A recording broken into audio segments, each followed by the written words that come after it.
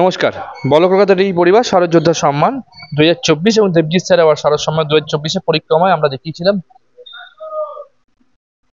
খিদিরপুর যুবক সংঘ দুর্গা উৎসব দেখিয়েছিলাম শিল্পী ধীমান সুতার। আমরা সরাসরি বল কলকাতার এই পরিবার শারদ সম্মানের তরফ থেকে ওনাদের সম্মানিত করছি। আমরা আমরা এই মুহূর্তে আছি বেহালা এই খিদিরপুর যুবক সংঘতে। আমরা সরাসরি ওনাদের মায়ের কাছে আমরা আমাদের অ্যাওয়ার্ড অর্পণ করে যাচ্ছি।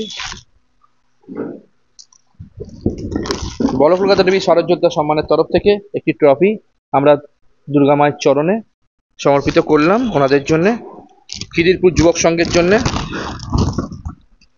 একটি নতুন শাড়ি মায়ের পুজোয় মায়ের দান, একজন অসহায় মাকে তুলে দেওয়ার জন্য খিদিরপুর যুবক সংঘের মায়ের পায়ের কাছে দিয়ে গেলাম আমরা শারদ যোদ্ধা সম্মানের তরফ থেকে, এবং শারদ যোদ্ধা হিসেবে ওনাদের একটি মেডেল আমরা দিয়ে গেলাম খিদিরপুর যুবক সংঘকে।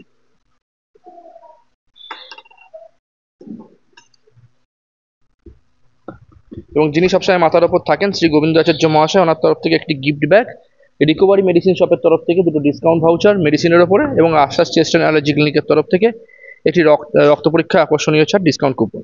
আমরা সরাসরি দেখাচ্ছি এই মুহূর্তে বল কলকাতা ডি পদ্মায় শারদ যোদ্ধা সম্মানের সম্মানিত করলাম খিদিরপুর যুবক সংঘকে। আমরা মায়ের চরণে সমর্পিত করে গেলাম আমাদের সম্মান। সরাসরি দেখতে থাকুন বল কলকাতা টিভি। পরবর্তী পর্যায়ে আসছি বল কলকাতা থেকে এই মুহূর্তে আমি সৌমিক। সময়